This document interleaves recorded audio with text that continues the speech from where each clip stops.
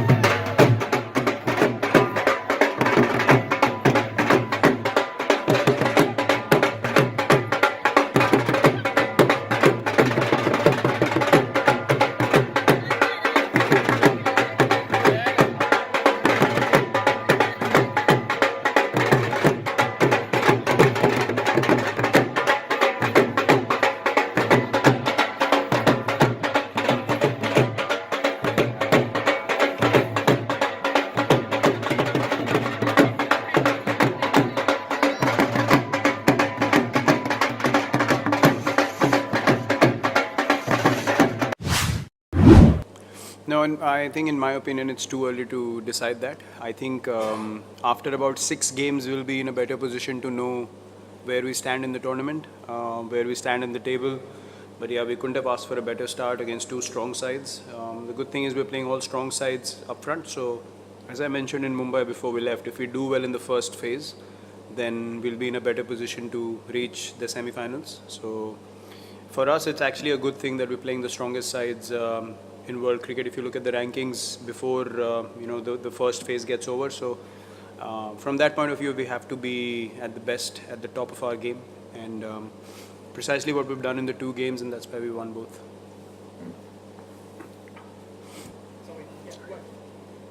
Virat, when you were out there batting, the crowd was giving Steve Smith a hard time. You seemed to be gesturing to try and get them to perhaps treat him a little differently. Can you just talk us through why you did that and how you saw it?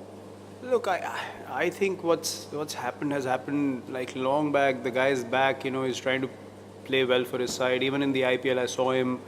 It's not good to see someone down like that, to be honest. I mean, we've had issues in the past. We've had a few arguments on the field, but you don't want to see a guy, feeling that heat every time he goes out to play. I mean, what's happened has happened. Everyone's known that. He's come back. He's worked hard. He's playing well for his side now. So because there's so many Indian fans here, I just didn't want them to set a bad example, to be honest, because he didn't do anything to be booed, in my opinion. He's just playing cricket. I mean, he was just standing there, and I felt bad because if I was in a position where, something had happened with me, and I had apologized, I accepted it, and I came back, and still I would get booed, I wouldn't like it either. So I just felt for him, and I told him I'm sorry for on behalf of the crowd, because I've seen that happen in a few earlier games as well, and in my opinion, that's not acceptable. Virat, considering that we had lost to the same Australian side 4 years ago in Sydney, do you feel extremely pleased after having today's tough match?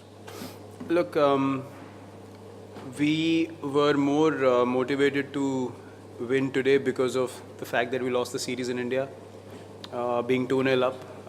And there was no Mitchell Starc either. So him coming in makes their bowling lineup even stronger. So I think we had to be at the top of our game, as I said, and couldn't have asked for a better game, to be honest, in all 3 departments. set the tone the way we wanted to with the bat up front, getting a very good opening partnership. I got runs. Hardik played outstandingly well. MS played his role perfectly. KL just struck the ball so beautifully. So from that point of view, I think we played a really good one-day game today. Something that any team would want to do. And yes, the results in the past, we had to make sure that against this side, we win all the moments, the crucial moments. Once you let your foot off the pedal, then they will capitalize because they're always looking to be on top of the opposition. So very, very pleased with this one. Virat, just before you, Aaron Finch came and said that you bowled very well to David Warner and kept him quiet, and ultimately that did make a difference. Can you throw light on that particular aspect of the game today where you kept Warner quiet? Well, we sort of felt like they were a bit hesitant in going for the boundary option.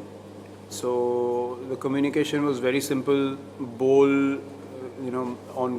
at good lengths, but within the stumps, and pitch it up. Because as a batsman, I know when you're not looking for a boundary option, the last ball you want is a length ball on stumps, because you have to play a good shot to get a boundary. And I just felt like at that stage, they didn't want to lose wickets. Was the mentality that we felt like they wanted to keep wickets so that it can strike big in the end. But I think that was too big a total to play like that initially. So we sensed that, the bowlers sensed that, and then we just thought the higher we take the run rate, we will get a few chances to take wickets, and then the game will go beyond them slowly. So I think that the communication was important from the bowlers as well. So it was both ways. It wasn't just me speaking to them. We both had a discussion, and then we executed a plan. Virat, two things. One, what about Shikhar's injury? An update on that, and also the fact that have you during these phases, has the Indian team 22 overs of dot balls? If we go by the dot ball count, it's an astounding count against an Australian team of this quality. So how do you rate that? An extension of that question: 22 dot ball. Shikhar's fitness, I'm not too sure at the moment. Just come out of the field, and Patrick's in control of the situation. He will give us an update by tomorrow, and then I'm sure it will be conveyed through Merlin to the whole media setup. Yeah, look, I mentioned before the game, if we put enough runs on the board, we back our bowling lineup to defend anything. And there's a good reason why I said that, because you have two wrist spinners in the middle overs who are always looking to pick wickets, and then you have Bhuvi, Bumrah, Hardik's bowling really well. Kedar can chip in with a few overs.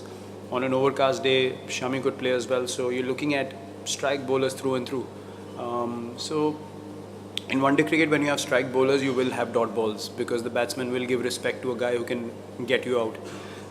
So I think we have a really good bowling lineup, and they understand their strengths. More importantly, you just give them the ball in a situation, and they know exactly what to do. So I literally don't have anything to plan with these guys, because they do their skills so well, and they're at the top of their game right now for sure. And I hope they can be in that mindset so that we can go along with the tournament.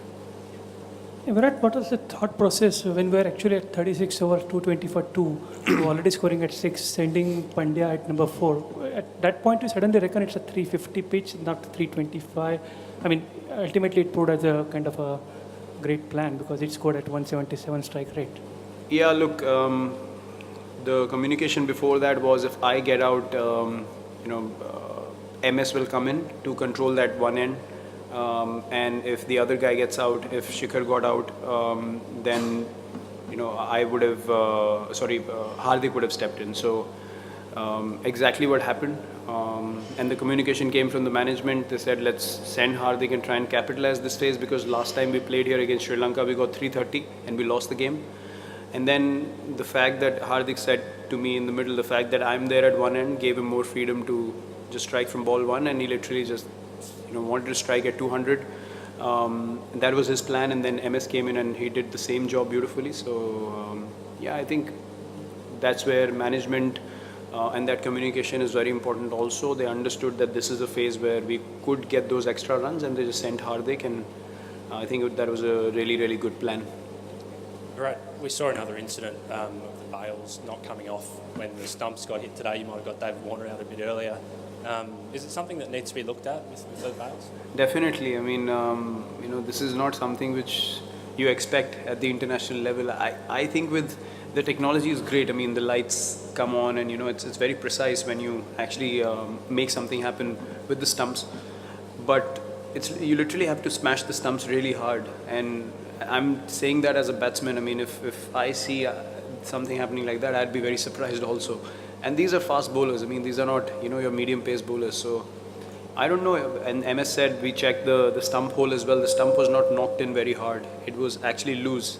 So I don't know what's actually wrong with the stump. The outer coating of the stump, I have no idea what's going on due to the lights coming on. If the stump is too thick or too rigid, or I have no idea. But I'm sure no team would like seeing stuff like that. When you actually bowl a good ball and then you don't get the guy out, the ball hits the stump and the lights don't come on, or the lights come on and the bail comes back onto the stump. I mean, I haven't seen that happen so many times in the past.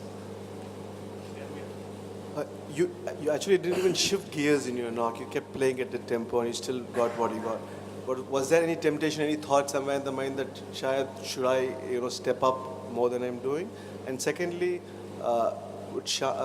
considering how well Shami bowled in the IPL, Okay. Yeah, that thought did come to my mind. After I crossed 50, I sort of spoke to Hardik and he said, I don't necessarily need to take any chances because Hardik and MS are supposed to do that particular job. And he said the fact that you are at one end gives me more assurance to play my game. So I had to take responsibility of holding an end, but still maintaining tempo, knocking the ball around. And then in the last 5-6 overs, I think I played about 6 balls. So I would play 1 ball in 3 overs, and that was also a single immediately. So as a batsman, you can't really get rhythm after a while. These things happen in the one-day game. It's as long as guys like Hardik and MS play like that, I have no problem in just doing my job and taking singles and being at one end. So sometimes you will get an opportunity to strike as well, and this is what we discussed as a team. If some guys are hitting at a certain strike rate, you make sure that you play a second fiddle and control the game.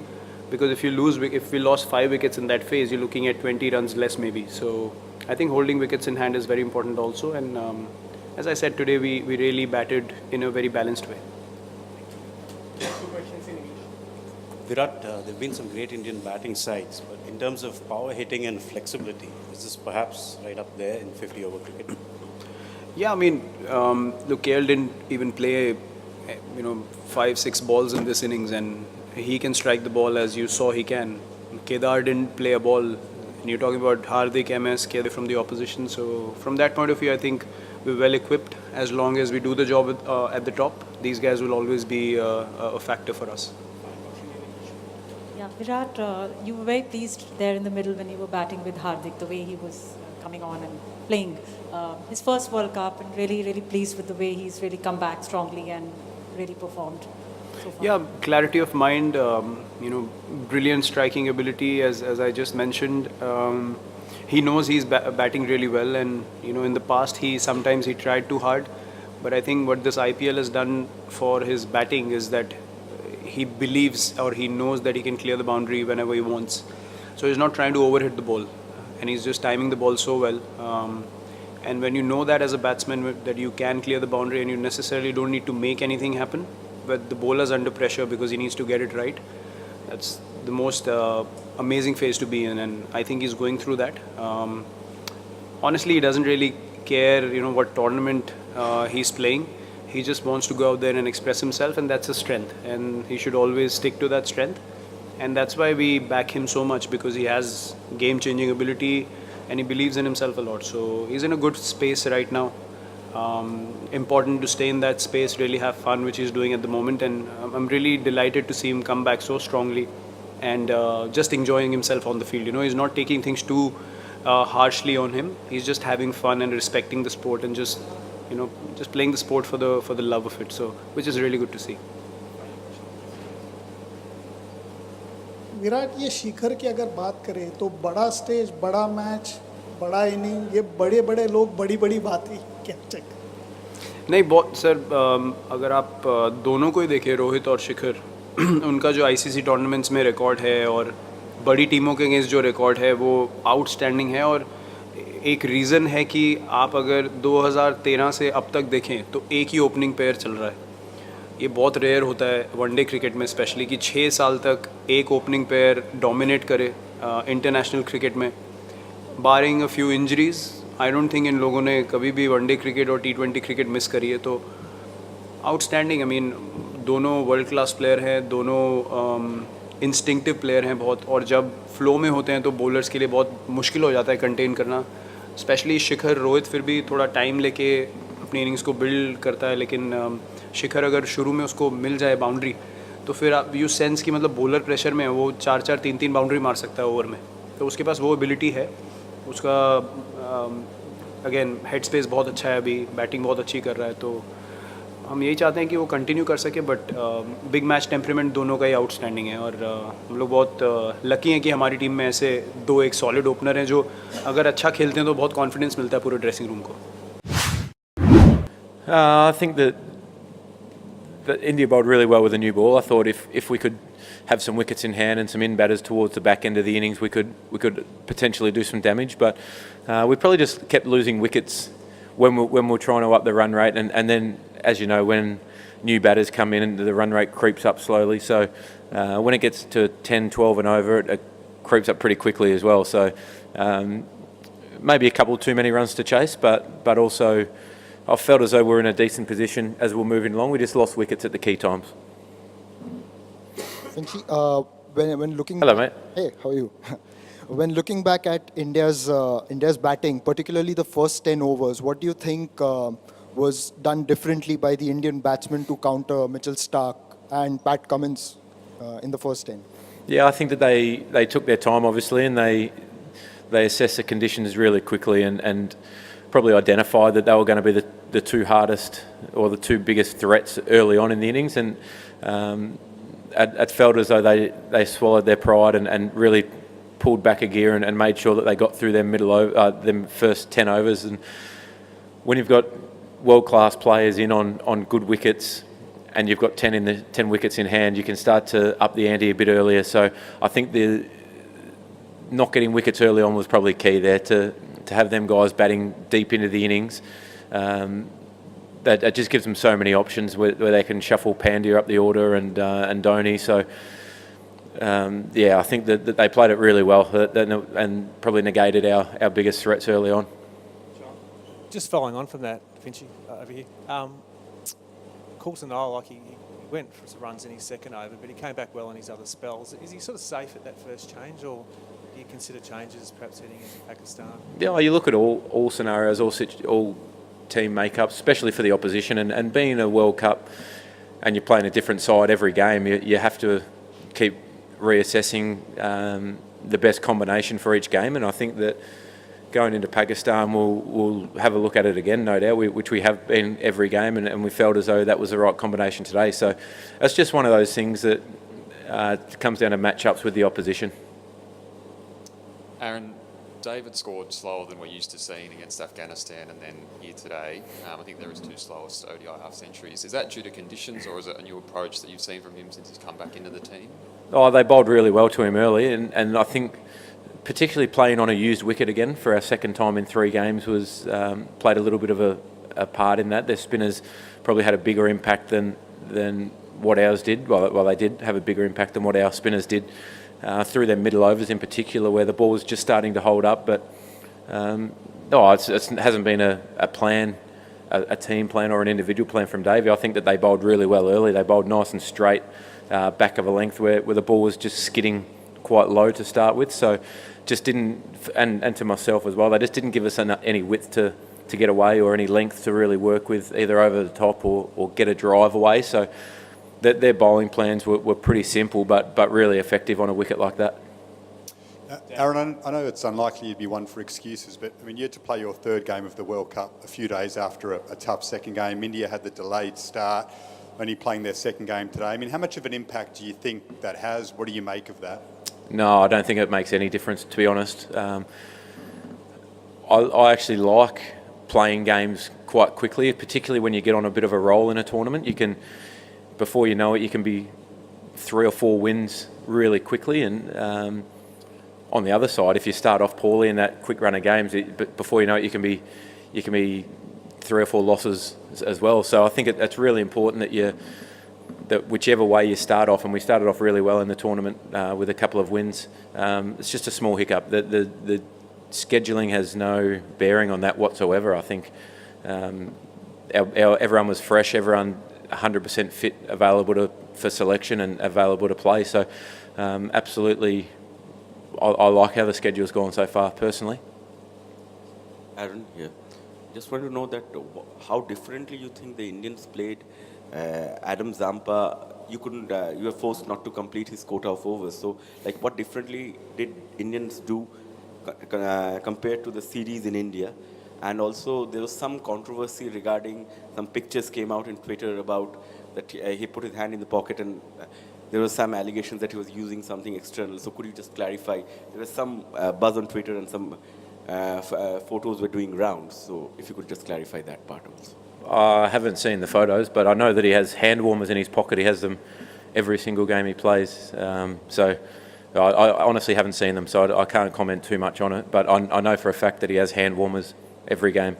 And I think he just started his spell poorly today, which gave them an opportunity to get on top of him. And when you're bowling to world-class players and they get on top of you early, it can be quite hard to come back. And for us not to be able to get wickets through that period as well, through that middle overs, he never had the chance to really bowl at a new batter a hell of a lot, which probably was the difference in the Indian series, where we managed to get some wickets up front and there'd be an opportunity that he could really go to work on a new batter. So today that just didn't happen, and as a leg spinner, it's an incredibly tough craft. It's the hardest thing to do in the game. So you can forgive him for not having his best day out once every now and then.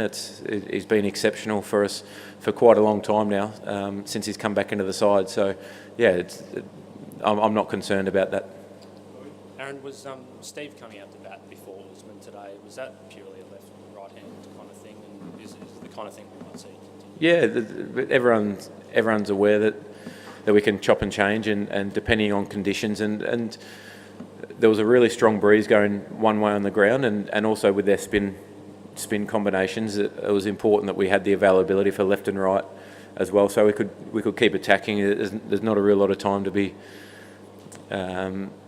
playing out too many overs and waiting for your opportunity on chasing a total like that. So yeah, that could happen a bit more often, and especially on a surface like that started to really slow up and spin quite a bit. Yeah, Aaron, I just wanted to ask about, you alluded to the used pitch more than once, so did it play as the way you expected it to, or was it better than expected? No, I played how we expected. Like I said at the toss, we would have batted first. We felt as though I was going to slow up and turn a little bit more as the game went on, so we were absolutely prepared for that. We probably just let them get a few too many runs, and like I said before, when you're chasing a total, a lot of things have to go right. You have to have an in batter go really deep, and a few cameos around that player as well. And we just kept losing wickets at crucial times, unfortunately. There was another case of the ball hitting the stumps and the bails not coming off. I think that's 5 times in the tournament. Is that becoming a bit of an issue for you? Yeah, I think so. It wasn't. We're on the right end of it today, but I think going forward, you want. It's a bit unfair at times, isn't it? And I know Davey was it hit the stumps pretty hard, but it does seem to be happening more and more, which is unfortunate. But because you'd hate to see something like that happen in a World Cup final or a semi-final or something like that. You've done the hard work as a bowler or a fielding side to set a player up or get the mistake and it not be rewarded. So maybe something, but I'm not sure what you can do. I don't know how much lighter they can make the bails. Considering the nature of the surfaces like this, could you could face more of this? Having Coulter-Nile and Stoin is in the attack a bit of a problem in the way they bowl. Would you be looking at some other options for Coulter-Nile? Yeah, like I said before, we'll assess every option, which we do for each game. We know Pakistan's going to have quite a few left-handers in their side, but you don't know.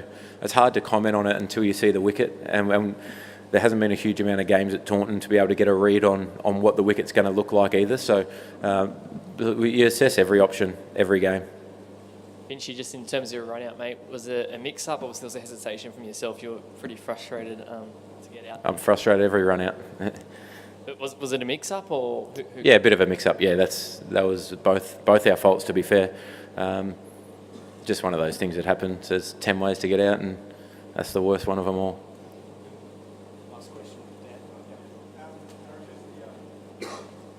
The crowd, were you surprised at how few Australians there seemed to be in there, and how imposing was that atmosphere? No, I wasn't surprised. India have amazing support everywhere that they go around the world. Their fans are very vocal. They're great to play in front of because they provide so much atmosphere. They're passionate about the game, and being on the other side of it, it's not ideal. But at the end of the day, no matter where you play, you can play in Melbourne, you can play in Hobart. They're always going to outnumber you. They are so loud, and they're a happy crowd. They appreciate good cricket. Obviously, they're there to watch India do well, but they appreciate really good cricket. And when they're playing their music and chants are going up, it's a pretty great atmosphere to be a part of when you win.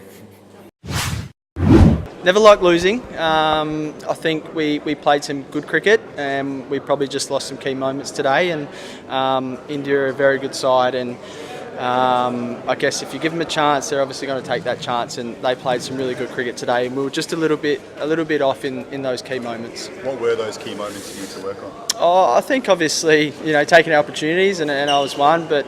At the back end, bowling at the death as well, just trying to nail what we're really good at, what we did really well against the West Indies. And with a couple of their set batters, it's hard to contain. And then I guess with the bat, it showed that with a guy that makes 120, normally wins you a game of cricket. And I think we had some really good starts and some really good partnerships. Just some opportunities to make it a great partnership or a great innings individually. I think we just missed. The winning run comes to an end now. Mentally, does that do anything to you as a group? No, we move on really quickly. We obviously will assess that game, but we've got Pakistan at Taunton, so we've got to move on quickly and prepare really well, and that's a really big game for us, obviously, in tournament play. So, like you said, we still take a lot of positives out of this day, but we also learn a lot from it. So, we've got to sharpen up and move on to Taunton now and play some really good cricket against a side that had a really good win the other day. Alex, were you surprised to see David score so slow? No, look, David's played a lot of cricket, and he obviously was setting up his innings, and I thought David played really well. It was probably tough conditions up front. India bowled really well, and obviously just a few wickets that fell around him, and he just had to start again. So, David's hit the ball really well. I think he's shown how class he is in all formats now. So, yeah, a guy like him we really trust. This is chasing about 350. Yep. I still think you've still got to set up an innings. You've still got to set up a run chase, and we're in a decent position, 2 down for about 200. I know you've got to go at 10s for a little while, but cricket these days it can be done, and I guess in the past we have won games in that position. So I think the positives we didn't lose early wickets, and we gave ourselves a chance to build. And I guess it would be nice for a guy to push on and make a really big match-winning 100. We had opportunities to do that, and against a good attack, we just missed those opportunities. This issue with the bails is interesting. Both Virat and Aaron Finch said, whatever side you're on, it's not a good look. What do you make of it as a man who's right behind the best view of all? No, I'm not too sure, to be honest. I've been on the back end of a good one. It hit the stumps and the bails and come off with a run before, but I guess it is what it is. They're so exciting, the Zing bails and the Zing stumps, so they've definitely got to stay, I think. And I know the crowd really gets involved when they light up, but yeah, I'm not too sure what to make of it. I guess it's just one of those things. I think for me that was a game-changing over. Not game-changing over, but yes, the over which turned the game at that particular moment for us, because Smith was said Stoinis is as dangerous as anyone in their team. So yes, getting them out, got back us into the match. Was there a lot of pressure? Yeah. Was there a lot of pressure after that first opening runs? What was it? Not really. See, There you go. I don't think there was any pressure, because what all I was thinking, just to got them out or just to bowl dot balls, because one day's 50 overs game is such that if you go for run in 1 over, you can come back, you can come back, and that exactly happened in that over. What was really thinking towards the last 10 overs, because what was turning out to be a game where they could have still have a possibility with Maxwell playing and Alex Carey playing. What was the game plan was there?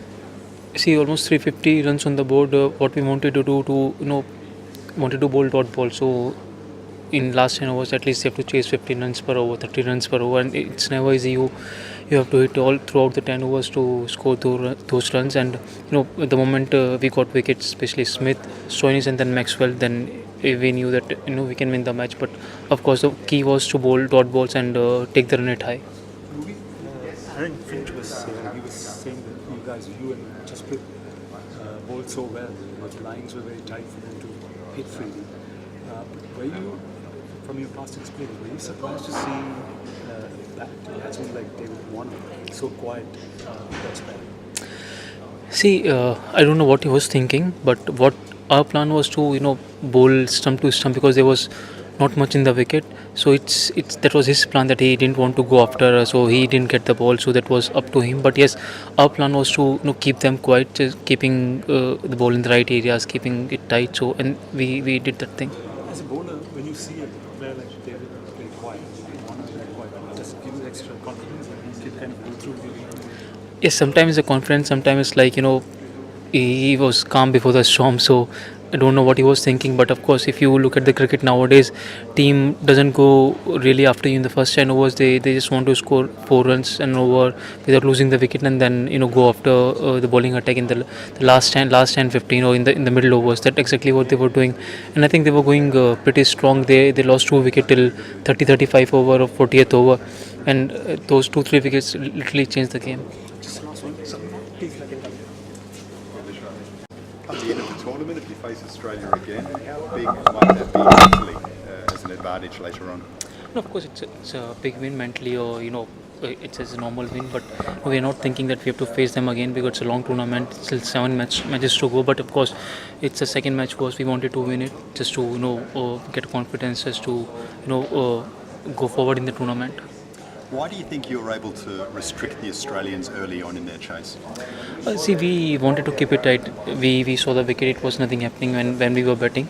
So we wanted to keep them quiet, just pulling it tight, and exactly we did that in the first 10 overs. So I mean, we didn't want to give them any room. So I mean, it was good for us in the first 10 overs.